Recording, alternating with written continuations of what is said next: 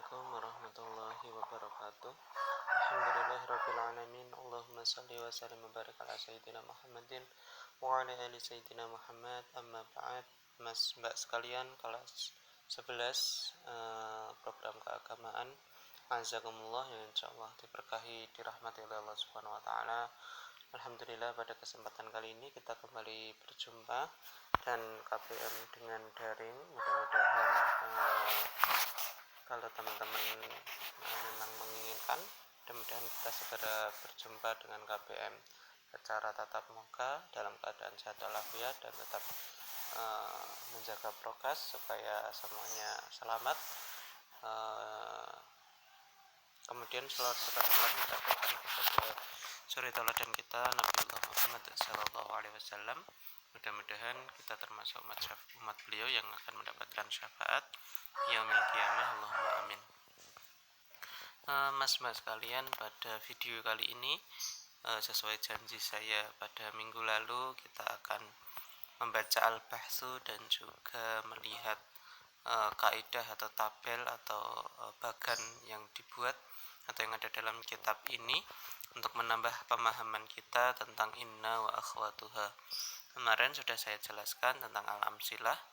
Innallaha sami'un basir, ya. Jadi kalau inna itu lawannya dari kana, kebalikannya dari kana, yang artinya isimnya inna itu mansub, kemudian khobarnya inna itu marfu, kebalikan dengan kana, di mana kana adalah isimnya kana itu marfu, sedangkan khobarnya kana itu mansub.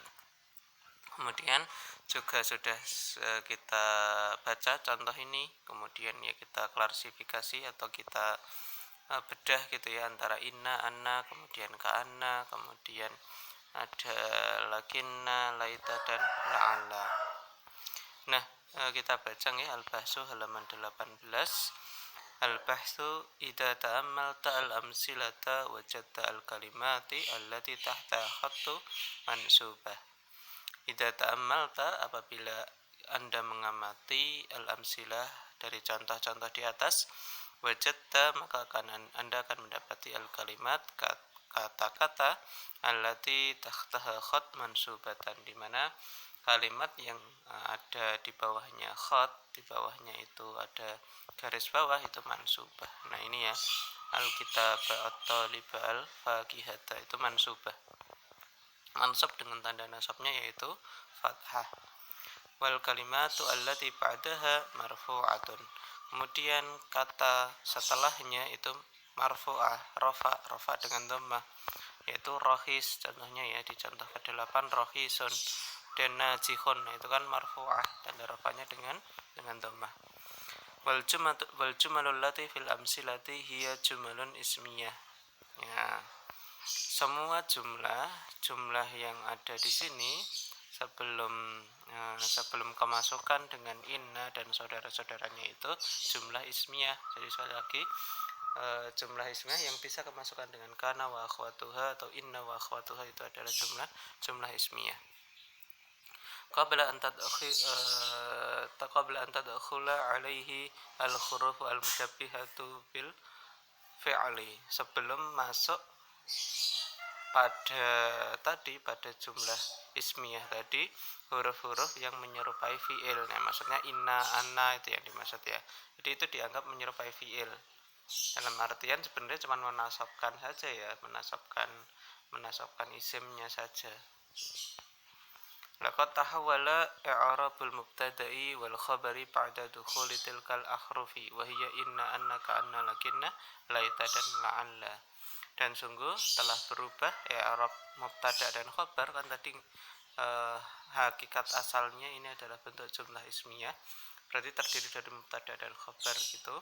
Kemudian i'rabnya pun berubah dari yang semula mubtada dan khabar, berubah karena kemasukan huruf-huruf ini. Yang dimaksud adalah inna, anna, ka'anna, lakinna, laita, dan la'alla. Fahadhil hurufu al-musyabbihatu bil fi'li tunsibul mubtada'a wa yusamma ismuha wa tarfa'ul khabara wa yusamma khabaruha. Nah, huruf-huruf yang dikatakan menyerupai fi'il ini itu menasabkan mubtada, kemudian wa yusamma dan dinamakan ismuha, ismu dari huruf tadi, misalkan ismune inna, ismune ana, isme ka'anna, isme la'alla, isme laita, seperti itu.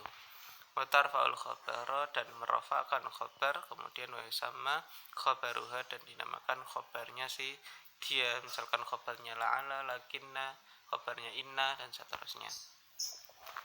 Kemudian itu yang berkaitan dengan i'rab ya, jadi penggunaannya, fungsi penggunaannya, bentuknya, perubahannya seperti apa. Kemudian kita beralih ke makna. Wa idza tadabbarta ma'ani hadhil ahrufi as-sittati fi amsilatiha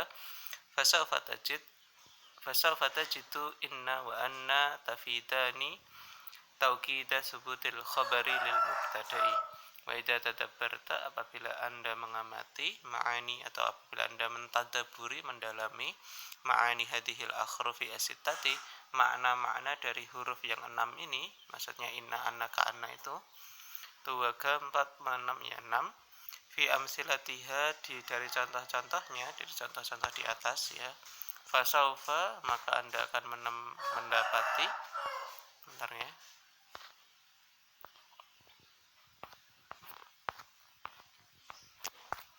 fasaufa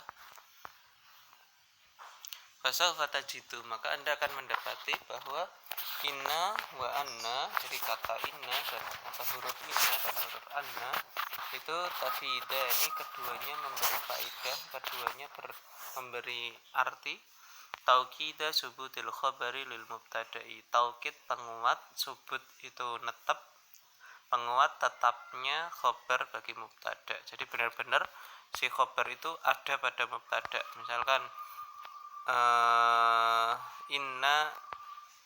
innallaha sami'un basir. Nah, sami'un basir ini benar-benar tetap pada Allah Subhanahu wa taala. Kemudian wa ka'anna tufidu tashbihal mubtada'i bil khabari. Sementara ka'anna itu memberi faedah atau memberi arti untuk menyamakan antara mubtada dengan khobar. Jadi contohnya ka'annal qamara misbahun, jadi menyamakan antarane bulan dengan lampu. Walakinna ta'ti lil istidraki wa huwa man usami'i min fahmi syai'in ghairi maqsudin. Nah, sementara lakinna dengan tasdid ya, bukan lakin, dengan lakinna dengan tasdid, ta'ti datang lil istidraki, untuk istidrak itu bahasa gampangnya nimpali gitu ya, untuk nimpali ucapan atau ganti ucapan. Wa huwa man usami'i min fahmi syai'in ghairi maqsudin, yaitu mencegah orang yang mendengarkan dari memahami sesuatu yang tidak dimaksud oleh orang yang berbicara. Ghairi maksudin, tidak dimaksudkan oleh orang yang berbicara. Afan lagi ini kesentuh terus tandanya. Nah, contohnya di sini ka'anna, afan ya, berarti bukan lakinna, mana lagi? Al-baitu jadidun. Al-baitu jadidun. Nah, jadi seolah-olah kalau al-baitu jadidun itu kita kan, oh ya wes berarti rumahnya baru, kemungkinan ya perkakasnya baru gitu ya. Nah, untuk mencegah si pendengar punya pemahaman seperti itu dikasih lakinna, akan tetapi perkakasnya al-asasu qadimun. Kalau tadi perkakas yang di dalam itu barang lama. Kemudian laita tadullu ala tamanni khusulil khabari. Kemudian kata laita itu menunjukkan harapan terjadinya khobar. Jadi laita al-faqihatu, laita al-faqihata natijah di situ adalah khobarnya, berarti mengharapkan tumbuhan atau mengharapkan buah itu matang gitu kan, natijah. Kemudian la'alla tadullu ala rajai wuqu'ihi. Sementara la'alla itu menunjukkan atas harapan terjadinya sesuatunya itu khobar. Di la'alla di situ misalkan la'alla at-taliba najihun, maka yang diharapkan adalah khobarnya itu najih, sukses. Nah, akhirnya itu at-talib. Nah, kemudian bedanya apa antara tamani dan taraji, atau antaranya la'alla dan laita? Wa tamanni yakunu 'adatan li amrin ba'idil husul. Nah, tamani, istilah tamani itu lebih sering atau digunakan biasanya, yakunu 'adatan, digunakan biasanya li amrin ba'idil husul, untuk suatu perkara yang jauh dari terjadinya. Maksudnya ya jauh kita, dalam artian sulit terjadinya. Kemudian amar roja'u fayakunu 'adatan li amrin qaribil husul. Adapun roja itu untuk sesuatu yang biasanya terjadi. Nah, jadi contoh laita di sini itu nadijah ini jarang terjadi. Buah masak itu mungkin dari sekian ribu buah hanya beberapa ratus kan yang masak. Nah, kemudian laita ini dekat terjadinya, yaitu murid sukses, atau bisa mudah terjadi ya, murid sukses kemudian buku jadi murah. Nah, di sini bisa dilihat teman-teman jadwalnya atau tabelnya. Di sini ada inna wa akhwatuha, kemudian ada huruf-hurufnya, saudara-saudaranya inna, yaitu anna, lakinna, ka'anna, laita, dan la'alla. Kemudian ada ma'aninya, makna-maknanya, taukid, dua-duanya inna dan anna itu untuk taukid, penguat. Kemudian lakinna istidrak, nimpali. Kemudian ka'anna itu tasbih, penyerupaan. Kemudian laita itu untuk tamani, sesuatu yang jauh terjadi, sesuatu yang kemungkinan tidak terjadi, sulit terjadi. Kemudian la'ala itu untuk taroji, sesuatu yang bisa atau mudah terjadi.